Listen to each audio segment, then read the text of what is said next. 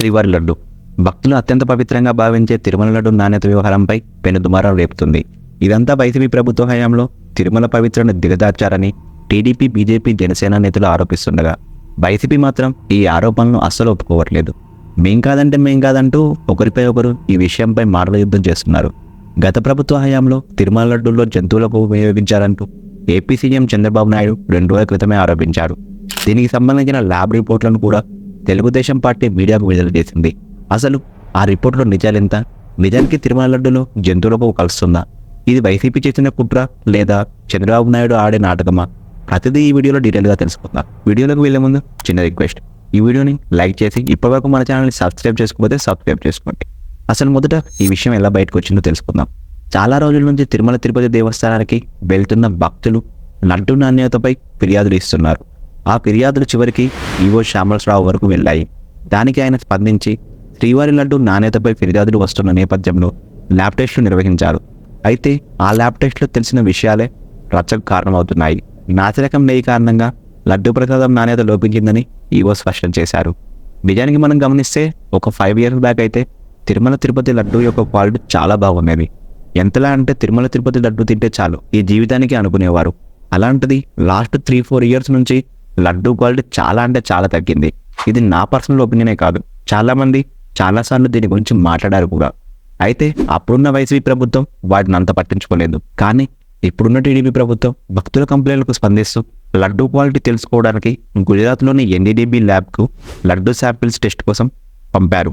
అయితే ఆ రిపోర్ట్ చెప్తుంది ఏంటంటే శాంపిల్ చేసిన లడ్డూలో 90% పైగా క్వాలిటీ ఉండాల్సిన నెయ్యి 20% కూడా క్వాలిటీ లేదని తేలింది. ఇదంతా జరగడానికి ముందే తిరుమల ప్రసాదంలో వాడుతుంది నెయ్యి నూనె అనే అనుమానాలు రావడంతో టీటీడీ ఈవో శ్యామలరావు సరఫరాదారులకు వార్నింగ్ కూడా ఇచ్చారు. కల్తీని పరిశీలించడం కోసం అని 75 లక్షలతో ఏర్పాటు చేయవలసిన ల్యాబ్ని వైసీపీ ప్రభుత్వం ఏర్పాటు చేయలేదు. దాని వల్లనే కల్తీ జరిగిందని చాలామంది ఆరోపిస్తున్నారు. అయితే గతంలో సరైన పరీక్షలు చేయకపోవడమే సరఫరాదారులకు కల్తీ చేసే అవకాశం ఇచ్చారు. అలాగే గతంలో సాధ్యం కాని ధరలకు ప్రసాదం నెయ్యి కాంట్రాక్ట్ ఇచ్చారు. 220 నుంచి 410 రూపాయలకు ఎలా కాంట్రాక్ట్ ఇచ్చారో అర్థం కాలేదని టీటీడీ ఈవో శ్యామలరావు కూడా అన్నాడు. నిజానికి అంత తక్కువ ధరకు నెయ్యి కల్తీగా మాత్రమే వస్తుంది. ఎందుకంటే మనం నార్మల్గా మార్కెట్లో చూసుకుంటే 500 నుంచి 1000 రూపాయల మధ్యలో ఉంటుంది. అయితే ఈ మధ్య కాలంలో నెయ్యి కాంట్రాక్ట్ని వైసీపీ ప్రభుత్వ హయాంలో ఏఆర్ డైరీ కంపెనీ సరఫరా చేసిన 4 ట్యాంకర్ల నెయ్యి క్వాలిటీ లేదని గుర్తించి ఫస్ట్ టైం టీటీడీ బయట ల్యాబ్కు శాంపిల్ పంపారు. శాంపిల్ పరీక్షలో 90% పైగా క్వాలిటీ ఉండాల్సిన నెయ్యి 20% కూడా క్వాలిటీ లేదని రిపోర్ట్ చెప్తుంది. సోయా, సన్ఫ్లవర్తో సహా అనేక ఆయిల్స్ మిక్స్ అయ్యాయని, పిగ్ స్కిన్ ఫ్యాట్ కూడా నెయ్యిలో ఉన్నట్లు తేలింది. దీంతో సరఫరాదారుని వెంటనే బ్లాక్ లిస్ట్లో పెట్టమని, న్యాయపరమైన చర్యలు కూడా తీసుకుంటామని టీటీడీ స్పష్టం చేశారు. దేవుడిపై నమ్మకం లేని నాస్తికులకు, అన్యమతస్తులకు టీటీడీ పగ్గాలు అప్పచెప్పడం వల్లే తిరుమల కొండపై అన్యమత ప్రచారానికి ఆస్కారం ఏర్పడుతుందని బండి సంజయ్ ఆందోళన వ్యక్తం చేశారు. తిరుమల కొండ పవిత్రతపై, లడ్డు ప్రసాదాలపై ప్రజల్లో నెలకొన్న అనుమానాలను నివృత్తి చేయాలని బండి సంజయ్ కోరారు. ఈ నేపథ్యంలో తిరుమల లడ్డు వివాదానికి సంబంధించి సుప్రీంకోర్టులో పిటిషన్ కూడా దాఖలు చేశారు. భారత ప్రధాన న్యాయమూర్తికి జర్నలిస్ట్ సురేష్ న్యాయవాది ద్వారా లేఖ రాశారు. టీటీడీ బోర్డు, బెస్ట్ మేనేజ్మెంట్ మత విశ్వాసాలను వమ్ము చేశారంటూ లేఖలో పేర్కొన్నారు. ప్రభుత్వం నియమించిన అధికారుల కారణంగానే ఇలాంటి పరిస్థితి నెలకొందని అందులో పేర్కొన్నారు.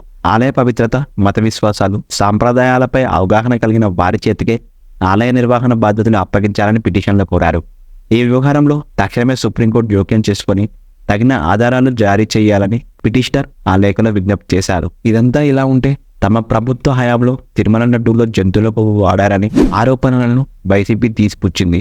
తిరుమల లడ్డు వివాదంపై హైకోర్టులను ఆశ్రయించింది. దీనిపై లంచ్ మోషన్ పిటిషన్ కూడా దాఖలు చేసింది. వచ్చే బుధవారం ఈ పిటిషన్ వింటామని హైకోర్టు కూడా తెలిపింది. ఇదిలా ఉండగా తిరుమల లడ్డు నెయ్యి వివాదంపై సీఎం చంద్రబాబు శుక్రవారం నాడు సమీక్ష నిర్వహించారు. ఈ ఘటనపై సాయంకాలంలోగా నివేదిక ఇవ్వాలని టీటీడీ ఈవోకి ఆదేశాలు కూడా జారీ చేశారు. శ్రీవారి ఆలయ ప్రతిష్టకు భంగం కలిగించిన వారిపై కఠిన చర్యలు తీసుకుంటామని చంద్రబాబు కూడా స్పష్టం చేశారు. తిరుమల శ్రీవారి లడ్డు వ్యవహారం సుప్రీంకోర్టు వరకు చేరడంతో దేశ సర్వోన్నత న్యాయస్థానం దీనిపై ఎలా స్పందిస్తుందన్నది ఇప్పుడు అందరికీ ఆసక్తికరంగా మారింది. Let's see what happen. Thank you for watching. మళ్ళీ కలుద్దాం. ఈ వీడియోని లైక్ చేసి ఇప్పటివరకు మన ఛానల్ని సబ్స్క్రైబ్ చేసుకోండి. దీనిపై మీ కామెంట్ ఏంటో కామెంట్ సెక్షన్లో కామెంట్ చేయండి. Thank you.